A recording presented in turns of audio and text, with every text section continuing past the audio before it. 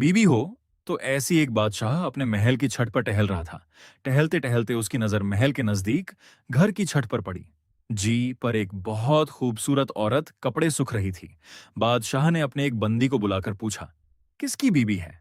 ये बंदी ने कहा, बादशाह सलामत, यह आपके गुलाम फिरोज की बीबी है। बादशाह नीचे उतरा। बादशाह पर उसे औरत के हुस्न जमाल का सहर सा छा गया था। उसने फिरोज को बुलाया। फिरोज हाजिर हुआ तो बादशाह ने उससे कहा, फिरोज, हमारा एक कम है, हमारा ये खाट फुल मुल्क के बादशाह को दे आओ और इसका जवाब भी उनसे ले आना। फिरोज उसे खाट को लेकर घर वापस ले गया। खाट को अपने तकिए के नीचे रख दिया। सफर का समाज तैयार किया। रात घर में गुजारिश और सुबह मंजिले मकसूद पर रावण हो गया। इस बात से लाइल के बादशाह ने उसके साथ क्या चल चली है। इधर जैसे ही फिरोज नजर से ओझल हुआ, बादशाह चुपके से फिरोज के घर पहुंच और आहिस्ता से फिरोज के घर का दरवाजा खटखटाया। फिरोज की बीबी ने कहा, कौन है? बादशाह ने कहा, मैं बादशाह हूं, तुम्हारे शहर का मलिक तो। उसने दरवाजा खोल बादशाह अंदर आकर बैठ गया। फिरोज की बीबी ने हैरान होकर कहा, आज बादशाह सलामत यहां हमारे गरीब खाने में। बादशाह ने कहा, मैं यहां मेहमान बनकर आया हूं। फिरोज की बीबी ने बादशाह का मतलब समझकर कहा, मैं अल्लाह की पनाह चाहती हूं आपके इस तरह आने से, जिसमें मुझे कोई खैर नजर नहीं आ रही। बादशाह ने गुस्से में कहा, ये लड़की क्या कह रही हो?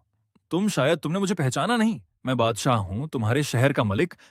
फिरोज की बीबी ने कहा, बादशाह सलामत, मैं जानती हूं कि आप ही बादशाह हैं, लेकिन बुजुर्ग कहाँ गए हैं? शेर को अगर से जितनी ही भूख लगी हो, वो मर्डर तो नहीं खाना शुरू कर देता। और कहा, बादशाह सलामत, तुम उसे कटोरा में पानी पीने आए हो जिसमें तुम्हारे कुत्ते ने पानी पिया है। बादशाह उसे औरत की बटन से बड़ा शर्मसार हुआ और उसको छोड़कर वापस चला गया, लेकिन अपने चप्पल वहीं भूल गया। ये सब तो बादशाह की तरफ से हुआ। अब फिरोज को आधे रास्ते में याद आया कि जो खाट बादशाह ने उसे दिया था वह तो घर पर ही छोड़ आया है। उसने घोड़े को तेजी से वापस मोड़ और अपने घर की तरफ लव का फिरोज अपने घर पहुंच तो तकिए के नीचे से हाथ निकलते वक्त उसकी नजर पलंग के नीचे पड़े बादशाह के नाला यानी चप्पल पर पड़ी, जो वह जल्दी में भूल गया था। फिरोज का सर चक्र कर रह गया और वह समझ गया कि बादशाह ने उसे सफर पर सिर्फ इसलिए भेजो ताकि वो अपना मतलब पूरा कर ले। फिरोज किसी को कुछ बताएं बगैर चुपचाप घर से निकाला। खाट लेकर वो चल पड़ा और कम खत्म करने के बाद बादशाह के पास वापस आया तो बादशाह ने उसे इनाम के तौर पर 100 डिनर दिए। फिरोज डिनर लेकर बाजार गया और औरतें के इस्तेमाल को सलाम किया और कहा, चलो तुम्हारे। मैं के चलते बीबी ने पूछा, ये क्या बादशाह ने इनाम दिया है? और मैं चाहता हूं कि तुम यह पहनकर अपने घर वालों को भी दिखाओ। बीबी, जैसे आप चाहे बीबी तैयार हुई और अपने वालिदैन के घर अपने शहर के साथ रावण हुए। दामाद और बेटी और उनके ले गए तहफ को देखकर वो लोग बहुत खुश हुए। फिरोज बीबी को छोड़कर वापस ले गया। 1 महीना गुजरते के बावजूद ना बीबी का पूछा और ना उसको वापस बुलाया। फिर कुछ दिन बाद उसके साले उससे मिलने आए और उनसे कहा, आप हमें अपनी बहन से गुस्से और नाराजगी की वजह बताएं या फिर हम आपको कई के सामने पेश करेंगे। तो उसने कहा, अगर तुम चाहे तो कर लो, लेकिन मेरे जिम में उसका ऐसा कोई हक बाकी नहीं जो मैंने अदा ना किया हो। वह लोग अपना कैसे काजी के पास ले गए तो कई ने फिरोज को बुलाया।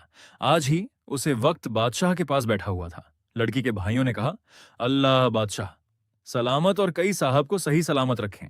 कई साहब, हमने एक सरशब्द बैग फलों से भरे हुए और साथ में मीठे पानी का कुआं इस शख्स की हवाले में दिया था।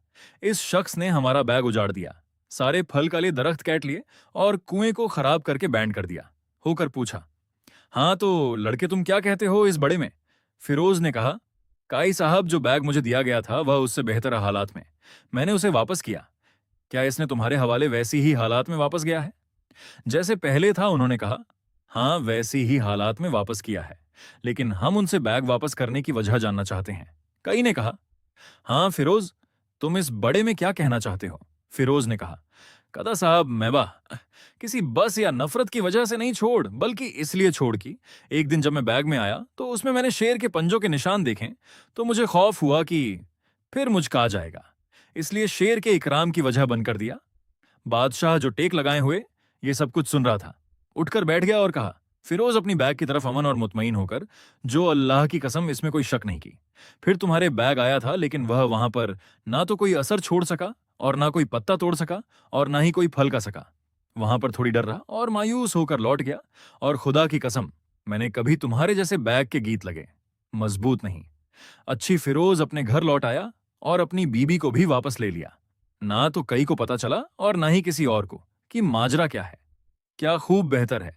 अपने हवाई के राज को छुपाना कि लोगों को पता ना चले, अपने घरों के भेद किसी पर जाहिर ना होने दें। वीडियो अच्छा लगे तो लाइक करें, कमेंट करें, शेयर करें और इस तरह के और भी वीडियो हासिल करने के लिए इस चैनल को ज्यादा से ज्यादा सब्सक्राइब करें। आप तमाम लोगों का बहुत बहुत शुक्रिया होगा।